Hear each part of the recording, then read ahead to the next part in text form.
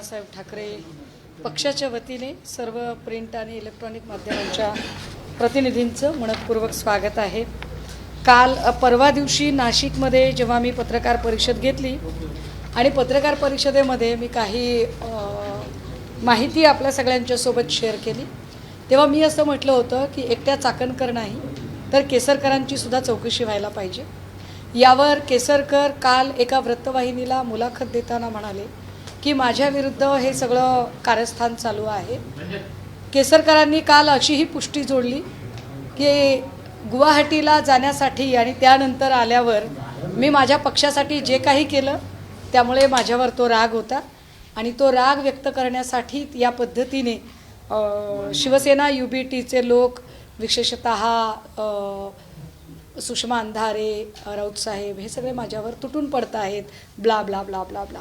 त्या सगळ्यांची उत्तरे एकदा दिली पाहिजेत। मुद्दा क्रमांक 1, जेव्हा केसरकर असं म्हणतात की माझ्या विरोधात कट कारस्थान आहे, तेव्हा मला हा गंभीर आरोप वाटत नाही, मला हे अत्यंत बालिश आणि हास्यास्पद वाटतं। एक दुसरं असं केसरकर म्हणतात की 39 लोक गेले, मला एकट्यालाच का टार्गेट करताय, याचा अर्थ केसरकर हे स्वतः मान्य करतात की होय मी खरातशी संपर्कात होतो, हे ते स्वतःच मान्य करतात।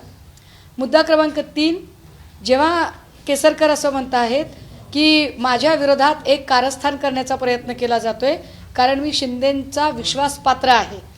केसरकर खरं तर मला याच्यावर जायचं नाही आहे कारण मला मुद्दा अजिबात डायव्हर्ट करायचा नाही, पण तुम्ही जर खरंच विश्वासपात्र असतात तर तुम्ही आत्ता मंत्रिमंडळात राहिला असतात, तुमचा जर परफॉर्मन्स चांगला असता तर तुम्ही मंत्रिमंडळात राहिला असतात। ज्या अर्थी तुम्हाला मंत्रिमंडळातनं डिच केलेलं आहे त्या अर्थी तुम्ही किती विश्वासपात्र आहात किंवा तुमच्या कार्याचा आलेख किती वाखाणण्यासारखा आहे हे माझ्यापेक्षा अधिक श्री एकनाथ शिंदे यांना जास्त माहीत आहे। आता पुन्हा मुद्द्यावर, केसरकर असं म्हणत आहेत की मी तिकडे गेलो पण माझ्या कार्यालयात कुणी आलं नाही। मी कधी म्हटलं तुमच्या कार्यालयात कुणी आलं? केसरकर म्हणतात माझी चौकशी का करायची नाही तर मग मी सगळ्यांचा भांडाफोड करेन। मी या पत्रकार परिषदेमध्ये आपल्या सगळ्यांच्या समोर, सगळ्या चॅनल्सच्या समोर मी अपील करते, आवाहन करते की केसरकर एकदा भांडं फोडाच एकदा भांडं। ही जी कोणी 39 नावं आहेत ना, ती 39 नावं येऊ देत, जे कोणी 8-9 मंत्री आहेत ते येऊ देत, जे कोणी 2-3 पोलीस ऑफिसर आहेत ते येऊ देत, जे कोणी ब्युरोक्रेट्स त्याच्यामधले जे प्रशासकीय अधिकारी आहेत त्यांची नावं येऊ देत, आणि केसरकर हे तुम्हीच सांगू शकता। केसरकर म्हणतील मला का बरं टार्गेट करताय, तर मी टार्गेट करत नाही आहे। मी काल काही फोटोज दाखवले होते आणि ते फोटो दाखवताना मी असं म्हटलं होतं की हा MIDCच्या गेस्ट हाऊसवरचा फोटो आहे जो मी परवा दिवशी पण दाखवला होता। या फोटोला आता मला माहीत नाही की तुम्हाला किती इथे झूम करता येईल, मी याला एक सर्कल केलेला आहे आणि हा माणूस जर नीट बघितला आपण, पिवळा शर्ट घातलेला, चष्मा असलेला हा माणूस आहे। हा माणूस प्रत्येक फोटोमध्ये दिसतो। केसरकर म्हणतात की मला का तुम्ही टार्गेट करताय? हा माणूस केसरकरांच्या सोबत काय करतोय याचं उत्तर केसरकरांनी दिलं पाहिजे। हा माणूस एका ठिकाणी नाही, एक महत्त्वाची मीटिंग चालू होती जी MIDCमध्येच होती, या मीटिंगमध्ये पण हा माणूस इथे दिसतोय, हा मीटिंगमध्ये दिसतोय। एवढंच नाही, मी जो चाकणकरांचा सगळ्यात आधी पहिला व्हिडिओ शेअर केला होता ज्याच्यामध्ये चाकणकर खरातची पाद्यपूजा करत होत्या, तेव्हा खरातची पाद्यपूजा चालू असताना खरातच्या बाजूला बसलेला जो माणूस आहे तो हाच माणूस आहे। हा माणूस कोण आहे? हा का सारखा दिसतो? हा माणूस चाकणकरचा का सत्कार करतोय, कशासाठी करतोय? चाकणकरांचे फक्त शिवनिका ट्रस्टशी संबंध होते, मग चाकणकर MIDCतल्या स्टाईस असोसिएशनचा प्रमुख, याचं नाव आहे मनकर्ण एकनाथ आवारे, मी नामकर्ण, मी पुन्हा एकदा ते नाव सांगते, याचं नाव आहे नामकर्ण एकनाथ आवारे। कोण आहे हा नामकर्ण एकनाथ आवारे? जी माहिती मिळते त्या माहितीनुसार हा जगदंब पतसंस्थेचा प्रमुख आहे। जगदंब पतसंस्थेचा प्रमुख तुमच्यासोबत काय करत होता केसरकर, तुम्ही सांगा मला। मी हे समजू शकते केसरकर की तुम्ही त्यांना आध्यात्मिक गुरु वगैरे मानला असेल, सॉरी आध्यात्मिक हा शब्द खूप मोठा आहे, तुम्ही त्यांना गुरु मानला असेल, कुठल्या वेगवेगळ्या छाछू 1-4मध्ये गुरु मानला असेल तुम्ही, पण तुम्ही जे काही गुरु मानलेला आहे त्या गुरुसोबत तुम्ही मंदिरात दिसणं मी समजू शकते, तुम्ही त्याच्या पाया पडणंही मी समजू शकते, पण हा माणूस इथे काय करतोय खरातांच्या सोबत? हा जगदंब पतसंस्थेचा हा नामकरण एकनाथ आवारे काय करतोय, हा प्रत्येक ठिकाणी आहे. हा अतुल सावेंच्या सोबत पण आहे बरं का. जो अतुल सावेंचा फोटो आहे ज्याच्यामध्ये खरात पण आहे, प्रत्येक वेळेला खरातच्या ज्याला म्हणतो ना आपण बाये हात का, तो माझा उजवा डावा हात आहे, तसा लेफ्ट अँड राईटला हा माणूस काय करतोय जो अजूनही रेकॉर्डवर आलेला नाही.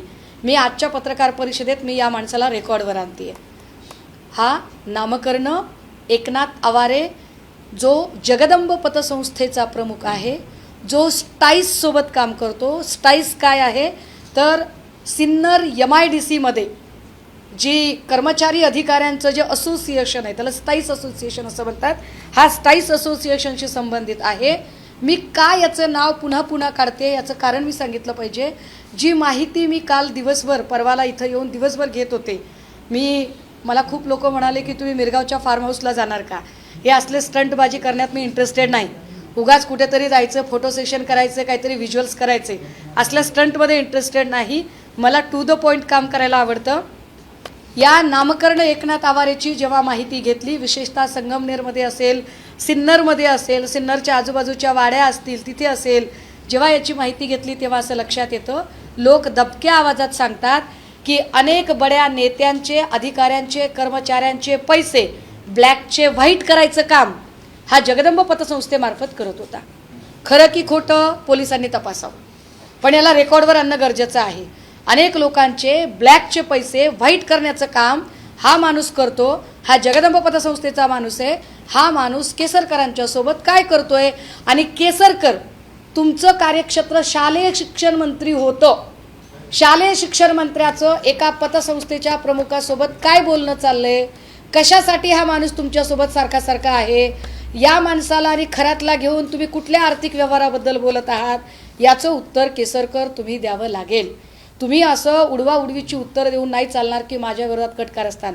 काय तुमचा माझा बांधायला बांध नाही, तुम्ही काही माझ्या केळी नारळाच्या बागा तोडल्या नाहीत, तुमचा माझा मतदारसंघ एक नाही, आणि तुमच्या आणि माझ्या वयामध्ये सुद्धा प्रचंड डिफरन्स आहे. तुम्ही माझ्या वडिलांच्या वयाचे आहात, त्यामुळे मी तुमच्यावर विनाकारण आरोप करण्याचं काहीच कारण नाही. या माणसाचा संबंध काय तो कळला पाहिजे. तुम्हाला 39 लोकांचा भांडाफोड करायचा आहे, जरूर करा. 39चा भांडाफोड करा, 8 ते 9 मंत्र्यांचा भांडाफोड करा. याचा अर्थ तुमच्याकडे माहिती आहे. ज्या अर्थी तुम्ही म्हणताय की मी भांडाफोड करेल, त्या अर्थी केसरकर तुमच्याकडे माहिती आहे, आणि असलेली माहिती तुम्ही दडवून ठेवताय, हा खूप मोठा गुन्हा आहे. या अर्थाने तुम्ही गुन्हेगार ठरताय, तुम्ही स्वतः मान्य करताय. हे सगळं तुम्हाला सांगावं लागेल. हा माणूस सगळीकडे दिसतोय. 3च माणसं पुन्हा पुन्हा का दिसतात, इथे परत मी सर्कल केलंय नामकर्णला. बघा, चाकणकर, केसरकर, खरात, आणि चौथा माणूस आहे नामकर्ण. या नामकर्णचं केसरकरशी काय संबंध आहे, ये रिश्ता क्या कहलाता है, हमें बताओ, आम्हाला तुम्ही सांगितलं पाहिजे.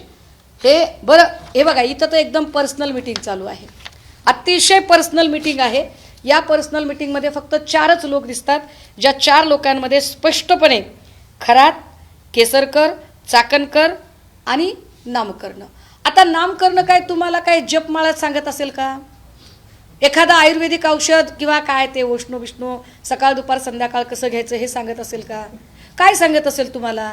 तुम्हाला शालेय शिक्षण मंत्र्याचा एखादा सिलेबस समजावून सांगत असेल का, तुम्हाला एखादं जे काही आपल्याकडे वेगवेगळे शैक्षणिक आयोग आले त्या आयोगाची माहिती सांगत असेल का, काय सांगतोय हा नेमकं.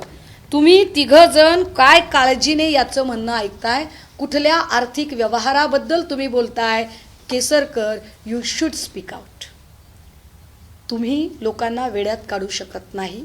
तुमची देहबोली जी अशी ततमम करणारी देहबोली आहे, त्यावरनं तुम्ही निश्चित काहीतरी माहिती दडवताय. ज्या अर्थी तुम्ही म्हणताय की मी भांडाफोड करेल, मी एकटाच का जाऊ जर म्हणताय, तर नकाच एकटे जाऊ, सगळ्या सवंगड्यांना सोबत घ्या, सगळ्या सवंगड्यांची नावं तुम्ही सांगा, हे आम्ही सांगितलं पाहिजे. थँक्यू. याच्याशिवाय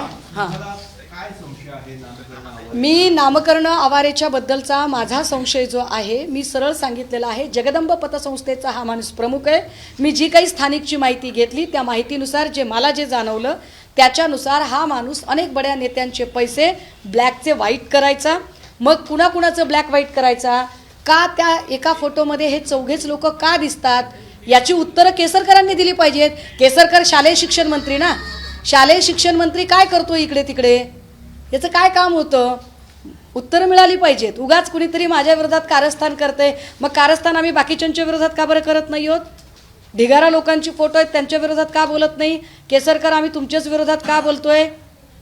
उत्तरं दिली पाहिजेत त्यांनी या सगळ्या गोष्टी. या संदर्भात माहिती घेतली म्हणलं आता तो लाईकचं एकूणच जे फाईट करत होता ते पोलिसांनी अजून एकदा पडताळून बघा. आपण काही नेते असतील किंवा अधिकारी असतील असं म्हणाला, आपण माहितीनुसार कोणी नेते आहेत का की ज्या पद्धतीने त्यांनी जी माहिती मिळते त्याच्यानुसार अनेक बड्या नेत्यांची, अधिकाऱ्यांचे, अनेक लोकांचे पैसे इथे ब्लॅक व्हाईट पतसंस्था म्हणून तिथे होत होते.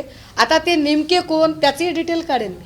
तेवढ्या डिटेलमध्ये जर मी केसरकरांना एकदा बोलायची संधी देते, कारण केसरकर काल एका वृत्तवाहिनीला बोलताना म्हणाले की माझ्या विरोधात कटकारस्थान होतं, महाराष्ट्रात कुठेतरी दंगल उसळवायची होती. केसरकर असल्या बालिश गप्पा सोडा, असले बालिश आरोप करणं सोडा. माझं तर उलट आवाहन आहे, केसरकरांनी आणि मी समोरासमोर चर्चेला बसावं. केसरकरांनी कुठलेही आरोप करावे आणि त्याचं उत्तर द्यायला मी तयार आहे. मात्र तुम्ही पळ काढू शकत नाही या सगळ्या परिस्थितीपासून, त्यांनी बोललं पाहिजे. याच पतसंस्थेमध्ये घरातही एकेकाळी होता अशी देखील चर्चा याच बॉडीवर नाही. ते आता एक रेकॉर्डवर मी आज तो माणूस आणते.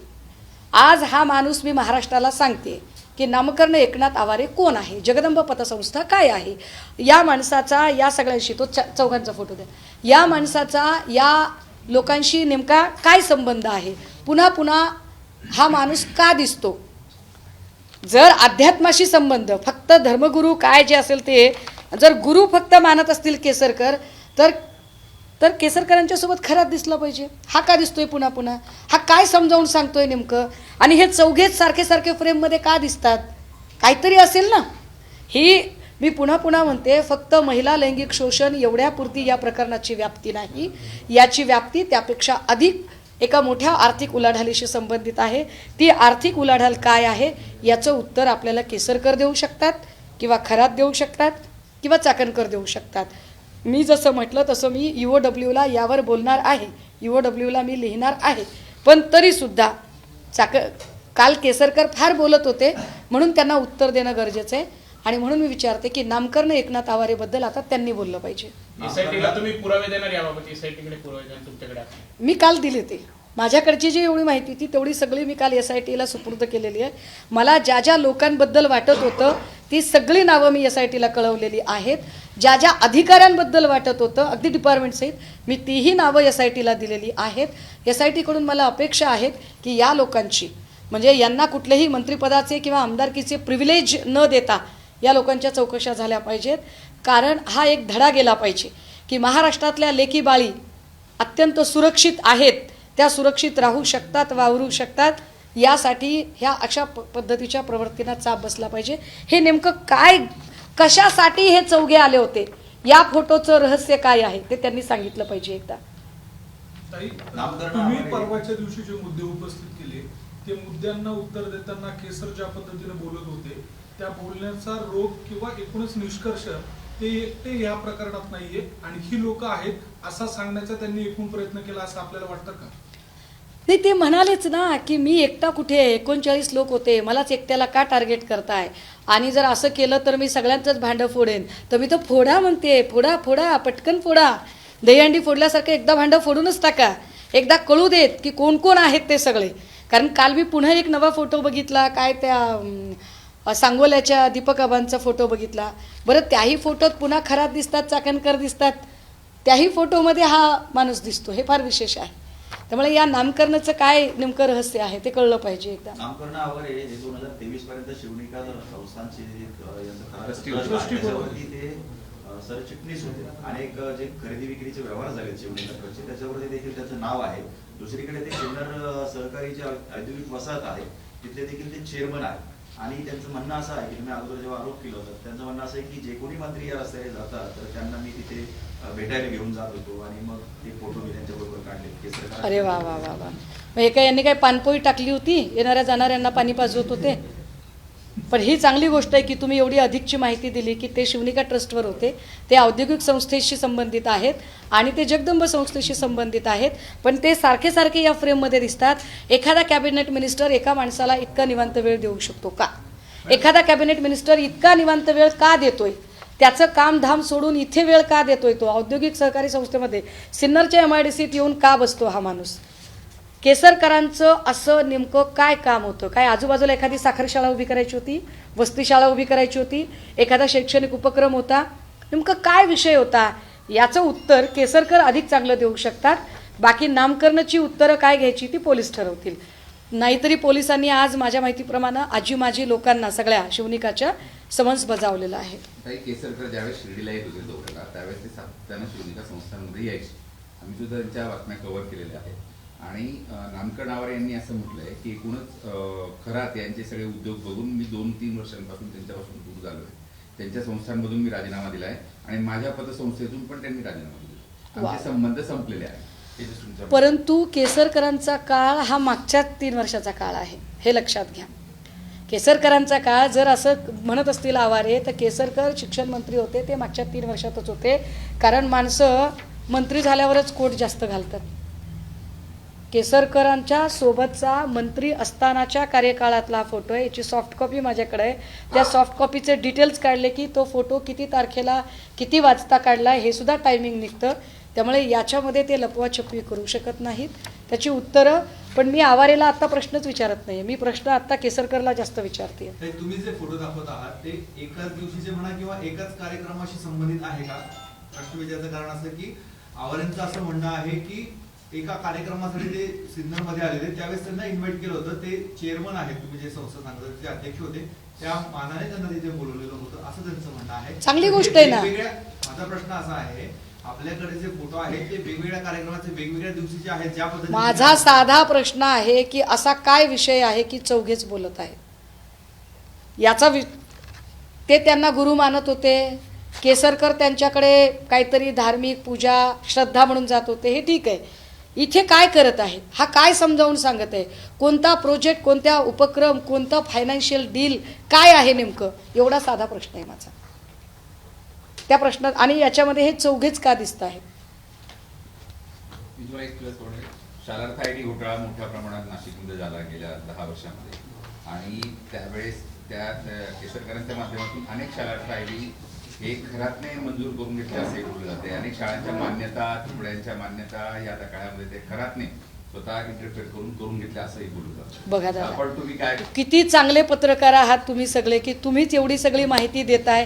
ही आनंदाची गोष्ट आहे की खरातच्या माध्यमातून एवढे सगळे म्हणजे जो शालार्थ आयडी घोटाळा झाला त्याच्यानुसार त्याच्यात काय तुकड्या वाढवून मिळाल्या, काय पटसंख्या, मंजुरी, ह्या सगळ्या गोष्टी. आता पत्रकारांनाच जर एवढ्या सगळ्या गोष्टी माहिती आहेत तर मग तर अजून काय कामच झालं. कदाचित त्यासाठी येस, ओके, बाकी हां बोला. 2019 साली नरेंद्र हेटे नावाचे एक उद्योजक आहे जे अनेक कंपन्यांमध्ये भागीदार देखील आहेत. त्यांनी एक त्या शिवनिका ट्रस्टच्या समोरची 5 एकर जागा खरेदी केली त्या एका शेतकऱ्याकडनं, ज्याची किंमत त्यावेळी 16 लाख होती. त्यांनी 24 लाखाला दाखवली आणि 2 महिन्यातच ती या बाबाला दान केली. त्यावेळेस ती किंमत 32 लाख दाखवली गेली. कुठेतरी उद्योजकांचा पैसा देखील काळ्याचा पांढरा. नाही, मी म्हटलं ना की हा जो माणूस आहे जो रिअल इस्टेटमध्येही काम करतो असं कळतंय, जो खरेदी विक्री वगैरे प्रॉपर्टी खरेदी विक्री अशीही कामं आहेत, त्याच्यामधनं काळ्याचा पांढरा करणं पैसा हे जे आहे या सगळ्यांमध्ये. आणि म्हणून याच्यामध्ये UOWचा शिरकाव होणं जास्त गरजेचं आहे. मी जे पुन्हा म्हणते की या गुन्ह्याची व्याप्ती ही फक्त महिला लैंगिक शोषण एवढी नाही तर त्याच्यापेक्षा खूप अधिक आहे. त्यामुळे ED UOW आर्थिक गुन्हे शाखेचा यामध्ये समावेश होणं आणि आर्थिक गुन्हे शाखेकडून या सगळ्या गोष्टींचा तपास होणं ते सुद्धा गरजेचं आहे. आणि केसरकरांची यामध्ये या कारणामुळे हे काय खरं काय खोटं याची सगळी तपशिलातली उत्तरं आली पाहिजेत. प्रश्न आहे. पोलीस तपासामध्ये खरातने असं म्हटलंय की त्याला आठवत नाही की त्याने किती महिलांचं शोषण केलं. हे किती वाईट आहे, किती लाजीरवाणी. आणि तरीही गृहमंत्री शाबासकी आणि स्वतःचीच पाठ थोपटून घेत आहेत की मी सगळं बाहेर काढलं. मुळात प्रश्न हा आहे की इतकी वर्ष तुम्ही सगळे गप्प का बसलात? 2.5 वर्षांचा अपवाद वगळता 7.5-8 वर्ष तुम्हीच गृहमंत्री आहात तर तुम्ही शांत का बसलात? त्याच्यावर माझं परवा पण बोलून झालेलं आहे. काही आपण जेव्हा नाशिकला आला त्यावेळेस 8 गुन्हे दाखल झाले होते, अजून 2 गुन्हे वाढलेले आहेत. अजूनही काही महिला समोर येऊन म्हणजे खराचे विरोध गुन्हे दाखल करण्याची शक्यता आहे. आज आपण आलाच आहात नाशिकला, काही या संदर्भात माहिती किंवा आणखी याच्यामध्ये अजून खूप जास्त गुन्हे दाखल होतील आणि जी माहिती आम्हाला त्याही दिवशी मिळाली होती त्याच्यानुसार तब्बल म्हणजे ज्या लोकांनी व्हिडिओज व्हायरल केले वाईट पद्धतीने, तर ते चुकीचं आहे. हे पुन्हा एकदा मी सांगेल, असे व्हिडिओ कुणी व्हायरल करू नये. काही काही ठिकाणी तर व्हिडिओ ब्लर करण्याच्या ऐवजी आहेत तसे ते व्हायरल केले गेले. हे वाईट आहे. कुणाची लेखमाता असेल तर त्यांच्या इब्रतीचं रक्षा झाली पाहिजे. तरीसुद्धा पोलिसांनी त्यांच्याकडून तब्बल 197 साईट्स डाऊन केलेल्या आहेत आणि असे व्हिडिओ व्हायरल करणाऱ्यांवर अजून गुन्हे दाखल होऊ शकतात. त्यामुळे व्हिडिओ व्हायरल करणाऱ्यांनी ती गोष्ट नीट लक्षात घेतली पाहिजे. हा एक भाग. दुसरं असं की त्या दिवशी 8 होते, आता परत 2 गुन्हे दाखल झालेत. माझ्या माहितीप्रमाणे अजून 2 ते 3 गुन्हे येणाऱ्या 2 दिवसात पुन्हा दाखल होतील. कारण हळूहळू जेव्हा एकदा त्या सगळ्यांना विश्वास मिळेल की नाही आम्हाला न्याय मिळणार आहे आणि खऱ्या अर्थानं सकारात्मकतेनं हा तपास सगळा पुढे जाणार आहे, तेव्हा निश्चितच अनेक पीडित पुढे येतील. कारण आज चाकणकरांना सुद्धा समन्स बजावल्याची माहिती आपल्याच माध्यमातून पुढे येते. त्यामुळे चाकणकरांच्या चौकशीतनं सुद्धा बऱ्याच गोष्टी पुढे येतील तपास अशी योग्य पद्धतीने चालू असं वाटतंय का? मी त्याच्यावरती परवा पण बोलले, परत एकदा सांगते की SITला आत्ता जरी ती 14-15ला एस्टॅब्लिश झाली असली तरी 19ला 18 किंवा 19ला त्यांनी चार्ज घेतलेला आहे. त्याच्यामध्ये 19ला गुढीपाडवा होता, मध्येच रामनवमीची सुट्टी होती, पुन्हा शनिवार रविवारची सुट्टी होती. त्यामुळे SITला कामासाठी मिळालेले दिवस तसे 4-5च दिवस आहेत. त्यामुळे 5 दिवसात कुठेही जजमेंटल न होता आणि त्यावर काहीही भाष्य न करता आपण जरा थोडे आशावादी राहूया, थोडे सकारात्मकतेने बघूया. अर्थात त्याच्यात जर कुठे आपल्याला चुकीचं काही वाटलं तर आपल्याला आवाज उठवायला मोकळीक आहेच की, आपण त्याच्यावर बोलतच राहू. मध्यंतरी खराब प्रकरणानंतर एक जण मागणी, आता कोण आठवत नाही मला, अशा पद्धतीचे महाराष्ट्रामध्ये जे बंधुभाव आहेत अशा सगळ्यांना शोधून काढावं आणि सर्च ऑपरेशन करावं गृह खात्याकडून खास करून, अशी एक मागणी जोर धरू लागली आहे. गृह खात्याचे जे प्रमुख आहेत तेच राज्याचे मुख्यमंत्री आहेत आणि असे मुख्यमंत्री आहेत की ज्यांनी आपल्या मुख्यमंत्री पदाची शपथ घेताना त्यांच्या शपथविधीला डझनावारी असे लोक हजर होते. नाही, मी असं म्हणणार नाही, पण सगळेच तसे असतील का? सगळ्यांना खरंच सिद्धिप्राप्त असेल का? कारण ऋषिकेश वैद्यच्या सोबतचा एक फडणवीसांचा फोटो सध्या व्हायरल होतोय. त्यामुळे हे जे सगळं चित्र आहे मुळात यथा राजा तथा प्रजा. राजा किती विज्ञानवादी असतो त्यावर खाली ती पिढी तशी निपजत असते. मला वाटतं की ते तुम्ही सर्च ऑपरेशन वगैरे काय करायचे ते करा, पण त्याहीपेक्षा आम्ही राजाश्रय अशा कुठल्या लोकांना देणार नाही. कोणतो असा मोठा एक कुंकू लावलेला बाबा येतो, तो काहीतरी बोलतो, कुणी कुठला तरी आंबाच खायला सांगतो, मग त्याला मुख्यमंत्री स्पेशल भेटायला वेळ देतात. अजून कुणीतरी येतो, तो आमच्या तुकोबारायांच्याबद्दल काहीतरी बोलतो, त्या कथेच्या कार्यक्रमामध्ये मुख्यमंत्री जाऊन बसतात. हे जे सगळं चित्र असतं, असं चित्र बघितल्यानंतर फार स्वाभाविक गोष्ट आहे या लोकांचं फोफावण्याची. पण याला कुठेतरी मुख्यमंत्री जबाबदारी असं आपल्याला वाटतं? तुम्ही जे म्हणता नाही, याला माझं असं म्हणणं आहे की मुख्यमंत्र्यांनी जर विज्ञानवादी दृष्टिकोन ठेवला आणि मुख्यमंत्र्यांनी खरं तर मुख्यमंत्र्यांच्या शपथविधीला कोणी लोक असावी त्यांनी ठरवावं. परंतु जर इतकं सगळं जर ते असं त्याचं स्तोम दिसत असेल तर निश्चितपणे खालीसुद्धा त्याची स्पर्धा लागून जाते. तर ती स्पर्धा थांबवायची असेल तर मुळात कोणत्या गोष्टीचं उदात्तीकरण करावं आणि कोणत्या गोष्टीचं करू नये याचं तारतम्य एकदा नेत्यांनी बाळगलं तर बरंच सोपं होऊन जाईल. ते बाळगलं गेलं नाही शपथविधीच्या कार्यक्रमात? निश्चितच बाळगलं गेलं नाही. कारण त्यांच्या घरी अमावस्येच्या दिवशी मोठ्या प्रमाणात नेत्यांची रांग लागत असे. विशेषतः शिवनिका संस्थांमधल्या फार्म हाऊसवर बडे बडे नेते येत असत आणि तिथं मोठ्या मोठ्या पूजा करत असत असं बोललं जातं. काय आपली माहिती आहे? नाही, मुळात ना माझा खरंच असल्या गोष्टींवर विश्वासच नाही आहे. कसले अमावस्या, कसलं पौर्णिमा, सगळे दिवस सारखेच असतात. पण ते आता काय आपला विश्वासच नाही याच्यातलं काय आपल्याला ज्ञानच नाही. ते करंगळीचंच तेवढं मी फार सर्च करून काढलेलं होतं. मला त्याच्यातलं काही फार माहीत नाही. करंगळीचं जे उत्तर मिळालं तुम्हाला 2-3 जणांवर तुम्ही प्रश्न विचारला होता, ते किती आवडलं तुम्हाला? नाही, मला आवडायचा काय प्रश्न आहे साहेब. हा फक्त माझ्यासारख्या माणसाला आश्चर्य वाटू शकतो की काय योगायोग आहे बाबा, असू शकतो. चाकणकर झाले, केसरकर झाले, तर पुढचं नाव पूर्ण सांगणार तुम्हाला? नाही, सध्या आपण केसरकरांवर थांबूया थोडा दिवस. या पेजवर आपण थांबूया 2-3 दिवस आणि मग त्याच्यानंतर, कारण केसरकर आणि आवारे यांच्याकडनं पुढची माहिती आपल्याकडे येईल तेव्हा आपण अजून पुढच्या माहितीवर जाऊया नक्की. पाईपलाईनमध्ये कदाचित खूप असतील, कारण केसरकरांनीच सुतोवाच केलंय ना की मी एकटा कुठे आहे म्हणून. मग एकटा कुठे आहे, मग अजून कोण आहे साथीदार ते सांगा आम्हाला. पॅरलल यंत्रणा तुम्ही राबवलेली आहे एसआयटीच्या बरोबर. नाही नाही, मी माझ्या परीनं बघा, माझं काय म्हणणं आहे, मी काही आमदार नाही, मी खासदार नाही, मी काही फार मोठा माणूस नाही, मी तुमच्यासारखी सर्वसामान्यांपैकी आहे. फक्त मला असं वाटतं की आपण सत्ताभिमुख काम करण्यापेक्षा आपण लोकाभिमुख काम केलं पाहिजे. माझी बांधिलकी लोकांशी आहे, लोकांच्या प्रश्नाशी आहे. शिवसेना उद्धव बाळासाहेब ठाकरे पक्ष कायम सांगत आलेला आहे की आम्ही 80% समाजकारण 20% राजकारण करणार आहोत. त्यामुळे सामाजिक बांधिलकी जपताना जे प्रश्न येतील त्या प्रश्नांवर आम्ही आमची भूमिका मांडली पाहिजे. बस ती भूमिका मांडणं चालू आहे. महाराष्ट्रातल्या लेकी बाळींना ही आश्वस्तता मिळाली पाहिजे की येस, कुणीतरी आमच्या आत्मसन्मानासाठी लढत आहे. एकदा तो विश्वास आपण मिळवला तर मला वाटतं आमदारकी खासदारकीपेक्षा सुद्धा खूप मोठी गोष्ट आहे ती.